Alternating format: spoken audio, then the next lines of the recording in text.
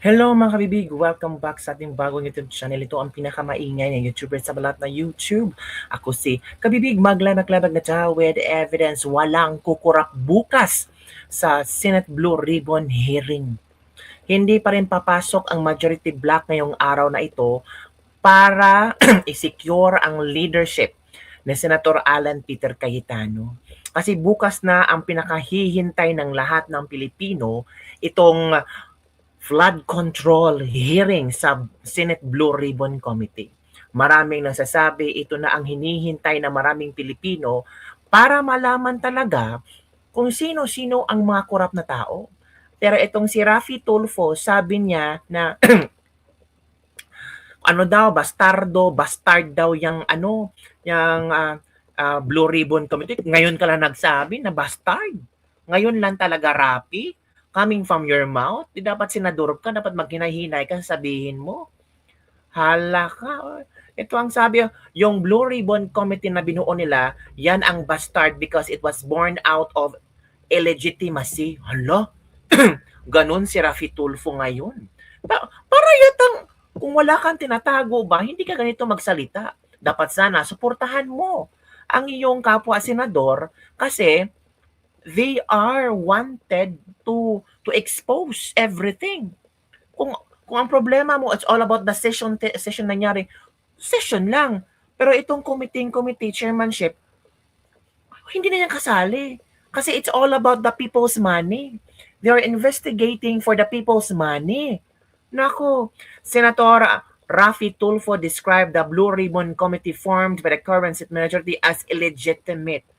According to Tulfo, the committee lacks legitimacy, saying it was born out of illegitimacy. Bakit? Oh, Hoy, Mr. Bendalu, umalis o mag-resign ka na lang bilang senador kasi hindi mo naman nirespeto yan Senado na kinabibilangan mo. Kasali ka ba sa Maleta Gang? Basa-basa sa comment, bro, this is the reason why I don't vote for Tulfo Brothers. Flood control beneficiary yarn based on your panic mood thinking. Takot na si Maleta Boy, haha. The moment of reckoning about to start. Tulfo is not tulfing, haha. His word means something like a criminal syndicate. Guilty, sir. Yan ang komento ng mga netizen. Kaya Raffy Tulfo, wag agad-agad magsalita. Oh, yung about sa pinatayan kayo ng aircon, ng wifi. Fake news pala. Meron pa bang maniniwala kay Raffy Tulfo, mga kabibig?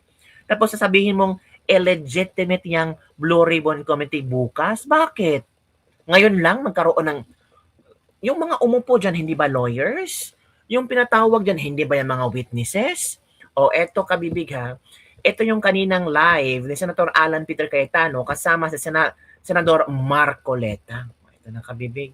This is it. Ito yung hinahanap natin. Ito na. Medyo mabigat ang haharapin natin today at mga susunod na araw. Praise God for this opportunity na makabati sa inyo ng magandang tanghali. Konting smile sapagkat medyo mabigat ang haharapin natin today at mga susunod na araw. Bakit po? Talagang lahat ay ginagawa para hindi matuloy ang sunod-sunod na mga hearing kung saan ay ang katotohanan at buong katotohanan ay lalabas. So may mga lilinawin lang ako, no? Tomorrow yung Blue Ribbon Committee. And ang balak talaga ay agawin ang mga committees. Kaya kung sila ay nag-walk out, kami naman ay gumamit din ng parliamentary tool na hindi magkaroon ng quorum para nga maprotektahan ang katotohanan. Sa Friday ay meron din schedule po ang ating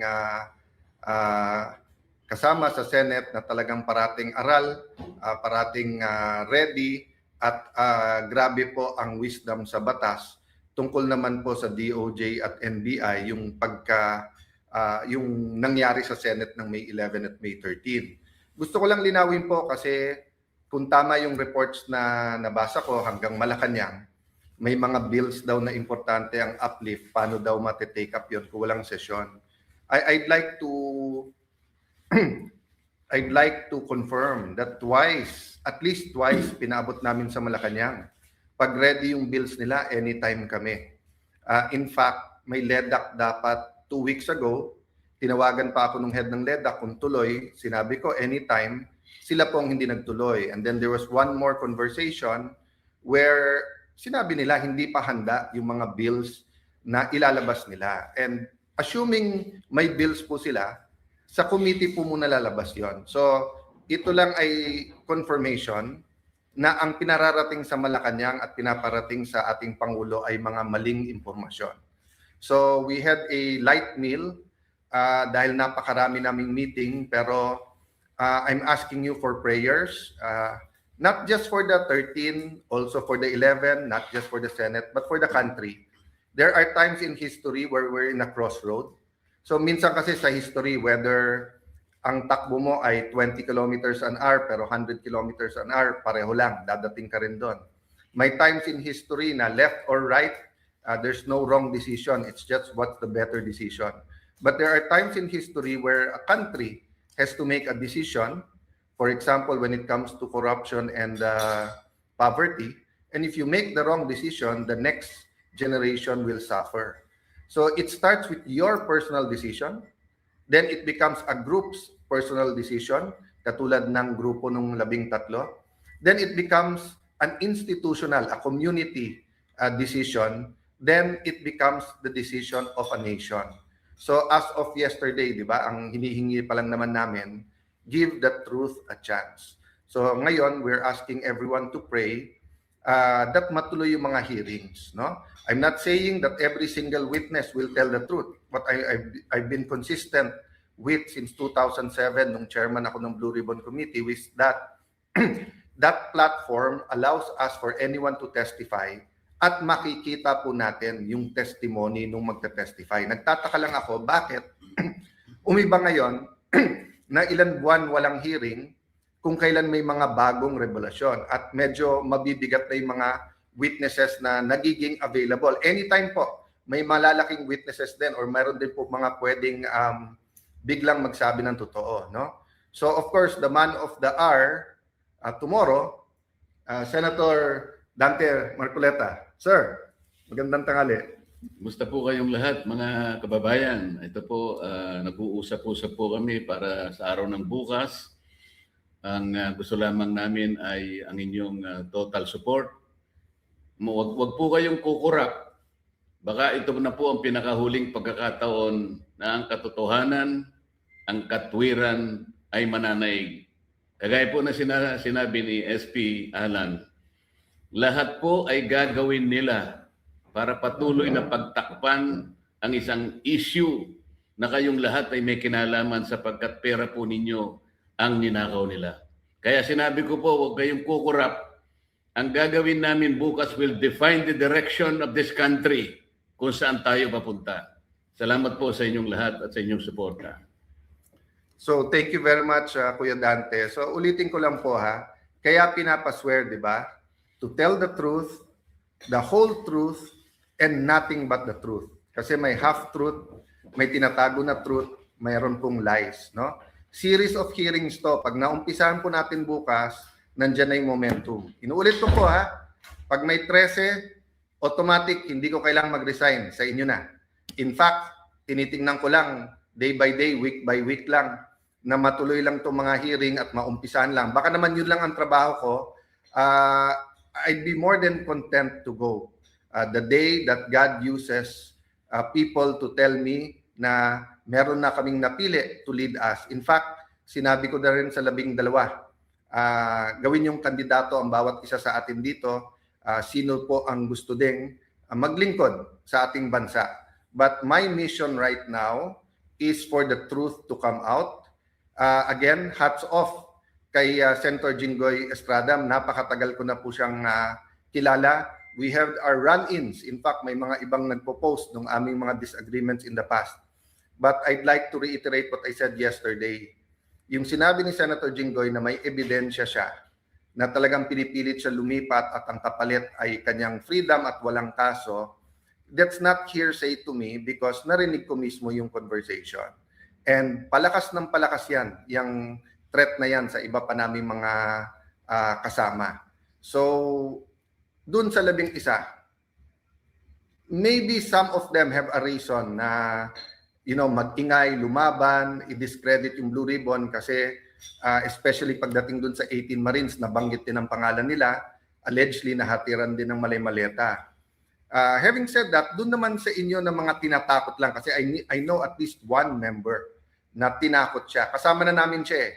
Actually, nung araw, mas bilib ako sa kanya kaso kay Jinggoy.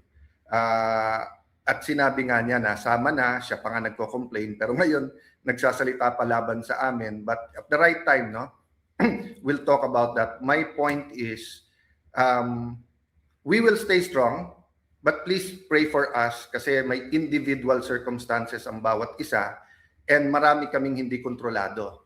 Diba? And yung pagdating ng mga witnesses. By the way, gusto ko lang malaman nyo, we also invited the Office of the Ombudsman, the DPWH, and the DBM or the representatives kasi we'll do this very orderly. We'll find out nasaan na ba investigasyon nila, ilan na ba talaga ang ghost at hindi, magkano ba talaga ang involved dito. So ang daming impormasyon na kailangan maging malinaw sa atin lahat.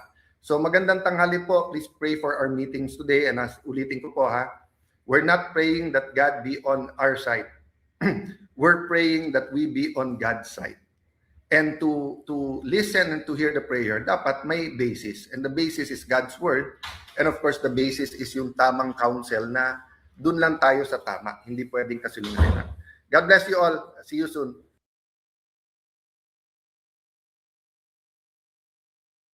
So, ayun, kabibig, narinig natin Narinig natin si Senator Alan Peter Cayetano, ang Senate President, at si Senator Marcolita, nag-meeting pala sila ngayon para bukas walang kukurap. Huwag kayong kukurap. Naku, yan. Yang hinihintay namin na hindi kami kukurap sa mga impormasyon. Ito ang komento ng mga netizen. Taranta na ang mga buwaya. Go, sir. Happy birthday, SP. Tuloy niya po laban po, SP Cayetano. Kaso kasi, pantakit nila, di natakot si Jinggoy. Maletagang is waving. Magantay sila.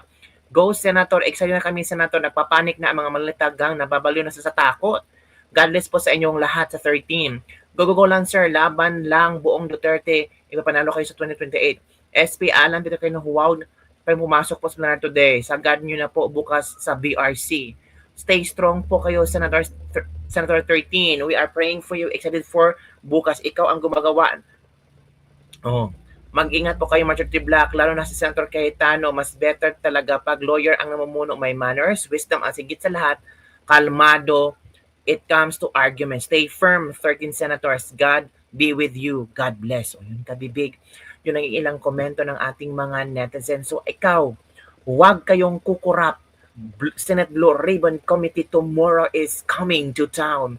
Ito na ang hinihintay nating kasagutan. Kung sino mga congressman palaging sinasabi sa nila Congressman Erese, mga kongresista, yung mga congressman na may kontrata, hindi nga sila hinuli. Walang hinuli. Diba? Hinuli pa nga si Jinggoy na, sabi ni Jinggoy, allegedly, wala. So yun lang kabibing ating Sleeping Lipig. Don't forget to like, subscribe, and share this video. Bye everyone. See you next time. Naku!